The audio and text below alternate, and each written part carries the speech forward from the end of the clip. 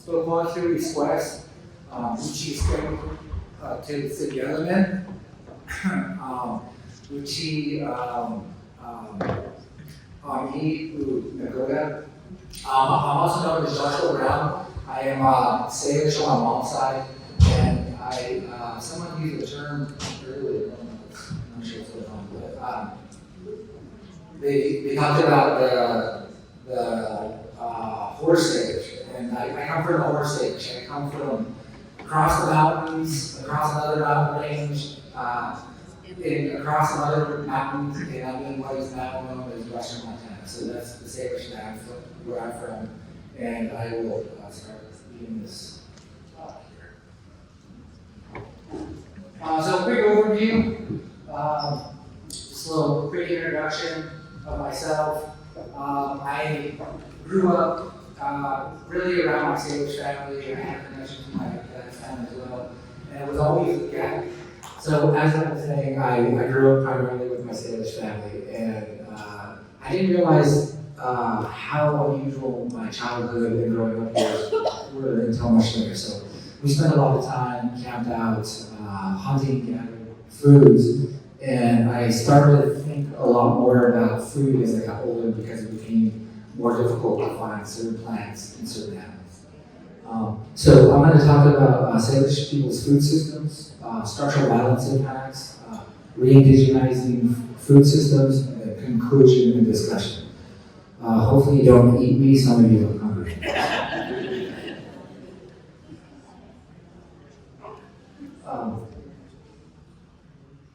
I'll start here. So this is the main point that I want you to take away from today. If you listen to nothing else, I just want you to read this and think about this, and I'll explain it. So Salish people ate almost anything that ran, swam, crawled, or flew, and they ate all kinds of plants, all kinds of fungi, all across the Salish territories. I think that's important to keep in mind because there's a lot of assumptions about Salish people. Either that they just ate buffalo, or they just ate salmon, they just ate huckleberries, and maybe one or two other things. Well, actually, their diet was very diverse. And it is still diverse in many groups of Salish people. So I quickly want to share a little bit about Salish people. I know some of you are Salish here, but I kind of want to explain it because when I tell people I'm Salish from Montana, they're like, where is that? So this is a rough map of Salish territories in orange. If you'll notice Missoula there, I live about an hour north of there. And then there's Salish peoples all across to the ocean. So there's basically three groups of Salish people. I would describe them as coastal Salish, central Salish, which is central Washington up into BC. And then this is the area where I come from, the horse Salish. That's Chilpa, those are some of my relatives and ancestors. Anyways, they took the horse, we traveled out on the plains a lot, but they still very much are Salish. Wasn't the fishing, still are in the fishing, but also incorporated other things into their lives.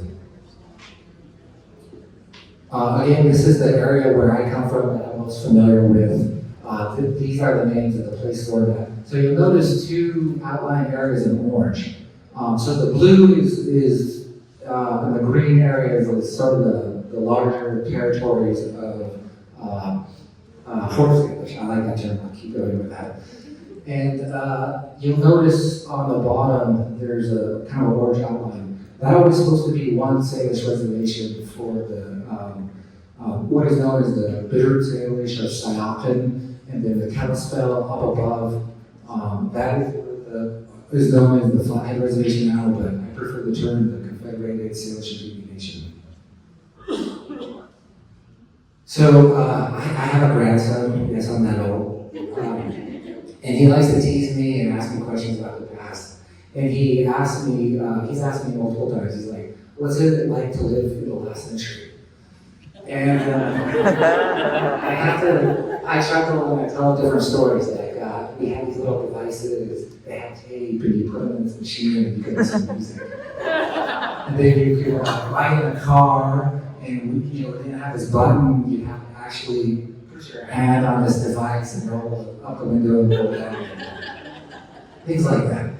But there's been a lot of dramatic changes, not only in my lifetime, but in my mother's life, in my grandmother's life, and my great-grandmother's life, who I knew all of them very well.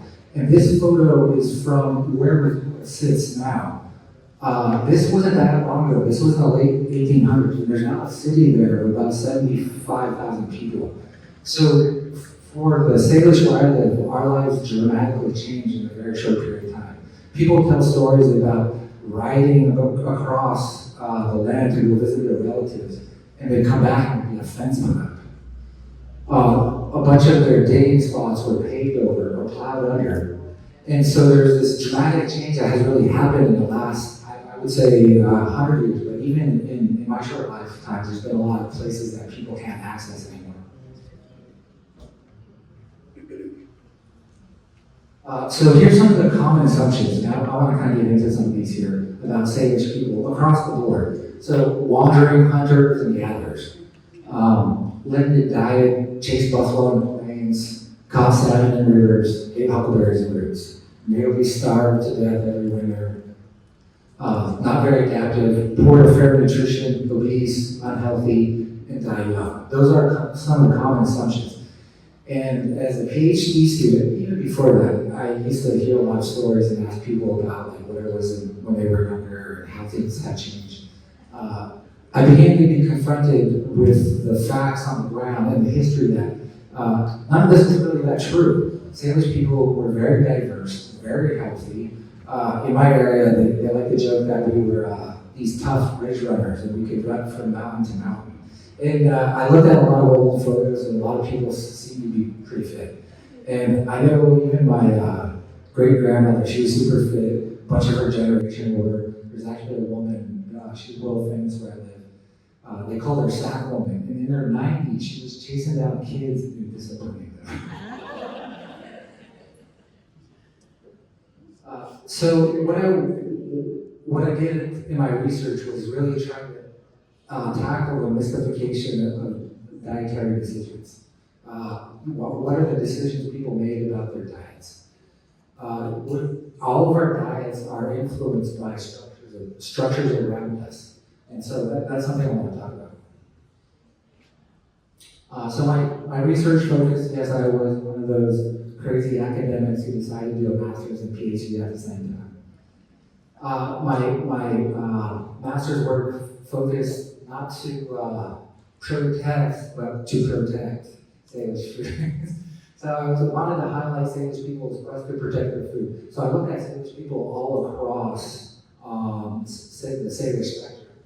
And I really started to explore what their thoughts were about food sovereignty and how they were implementing that. And then my PhD work, I really focused on political economy. I'm sure you guys don't want to hear about political economy, but I focused on the food system and the diet-related health outcomes within one polity of Salish people, which is in the Confederated Salish and Creek Nation. Wow, I gotta go quicker here. Okay, so evidence of diet. There's a lot of evidence I pulled from archaeological, historical record, oral histories. I interviewed a lot of people. I listened to a lot of recordings. I looked at a lot of photographs and videos.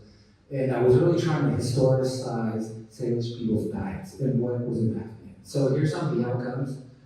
Vast and varied sources of foods, plants, animals, fungi, managing land and food resources. So they weren't just haphazardly going from place to place, they were actually cultivating the landscape. In all kinds of ways, through burning, through selective cuts of other devices as well. Highly nutritional diets, lots of vitamins, minerals, and no prevalent diseases like diabetes, heart disease, and arthritis. Those were almost uncommon at one point. Yesterday, someone mentioned the first recording of diabetes in this area was in the 1950s. And that seems to be true across a lot of Salish groups. Major findings. Here's the major findings. So there's historical and current structures that are drivers of the food system shift and current dietary patterns. So what I mean by structures, I'll take dams as an example. Where I live, Salish people still ate a lot of fish inside, for example, was a Punjab. They ate them up until like the 1950s, but then a series of dams went in place and it nearly destroyed the fish, and they're now endangered. Nobody I know alive now has ever tasted them. You actually have to go to Canada to get it. So that's what I mean by structure. That's a historical structure. And there's current structures in place that are ongoing, that are still impacting the diet and the food system. So a lot of Salish people are experiencing diet-related poor health. Again, through structure, you're kind of funneled into eating certain kinds of foods. Current Salish diet, a combination of limited traditional and contemporary foods. So where I live, people still eat a lot of traditional foods, some more than others. Last week in my community, we just had our Beirut ceremony. The community goes out to dig Beirut, huckleberries, Juneberries, our sardiberries, things like that. So you'll see these, but it varies from family to family, person to person. And then I want to stress this. Again, if you leave here with nothing, just remember, historic Salish diet was vastly diverse. So I'm just going to show you some of those foods. A few pictures on Russian roots. Lichens out of trees, delicious.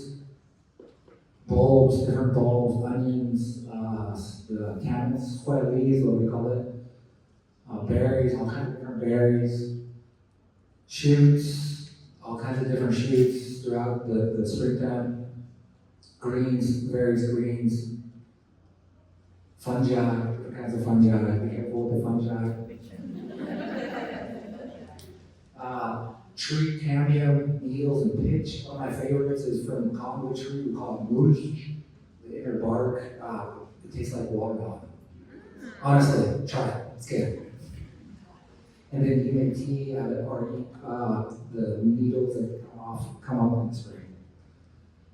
So lots of saltwater plants, seeds, beverages and spices, freshwater protein, lots of different varieties. Found all throughout. Someone mentioned them yesterday. Very ugly. I heard they taste great though. Saltwater proteins, seals and whales. Yes, those cute little critters are tasty. Birds, all kinds of birds. I want to show you to make the point that it was vast and diverse. Even reptiles. And then in the mountains and valleys, all of these critters, delicious. Plains, and most people, when they think of the plains, they just think of buffalo. But there's actually a lot of different animal, plant and animal fare that you can eat. And Salish people still enjoy more of these. I think a couple of these might be endangered, but even in the winter, so it wasn't this, you can only get food in the summertime. But throughout the winter, there's all kinds of things that you can eat. I put a picture of the beaver up there. Actually, where I live, a lot of people still like to get beaver, and they cook the tails like pancakes or a tortilla.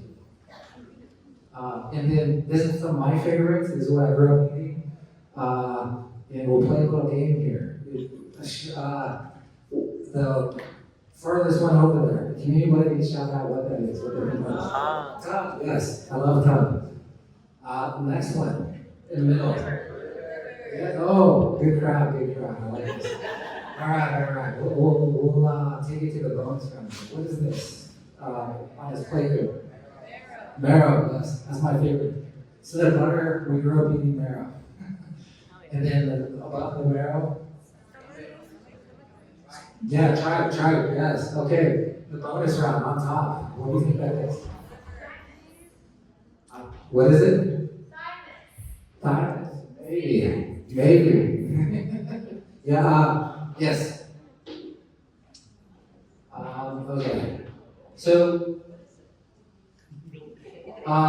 So this is, I got this from the Bird Museum over there, and this is just a list of all kinds of plants and animals that Salish people in the coastal area ate alone in this one area. As you can see, it's quite a bit.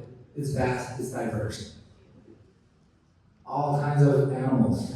Again, it wasn't just salmon. Salmon are delicious, but deer are good. pocket loafers, delicious, a little greasy. Okay, I'm just gonna skip ahead here and talk about, so where I live, I talk about historical current political violence. So where I live, they opened up the Confederated Salish and Creek Nation to outsiders, and that decimated the economy, it decimated the Salish community. And here are some of the challenges that people have suffered and are still suffering. It really impacts people's dietary patterns in the economy. So thousands of acres were taken. This was in about 1904. There were massive herds of buffalo and horses that Salish people raised, and all of them were forced to sell them off. Their existing irrigation destroyed. Many Salish were made poor and they were forced into the labor economy. And so they basically became day laborers and they lost a lot of their land and access to a lot of resources. Salish, and then they became a minority within their own homeland. So to this day, Salish are outnumbered probably 3-1 within their own territory. It makes a political nightmare that impacts everything, including diet. I will skip this. Conclusion. Okay, structure shaping food systems, dietary patterns, and health, important to keep in mind. Historical and continued structural violence against Salish people continues. Describing and reframing historical and contemporary Salish diets can help re-indigenize food systems. What I want to say is in our own communities, we tend to get our own history wrong. We've internalized broader narratives about our communities that, oh, you starved and you only ate 1 or 2 things, but that can be, it's very far from the truth. Diets were vast. Salish people that did adopt, especially where I live, they took up farming. They created their own irrigation systems. They integrated into the world food system. And they incorporated other kinds of foods. They were cooking them. So they were adapted. So we need to keep countering and reframing that story about our past and our present. Because people keep saying, oh, well, you guys made these choices. It's far from reality. People are forced into making choices by these structures. And then, last slide, most important thing, keep in mind as you leave here today. Vast and varied diet. Ate almost anything. I'll stop there.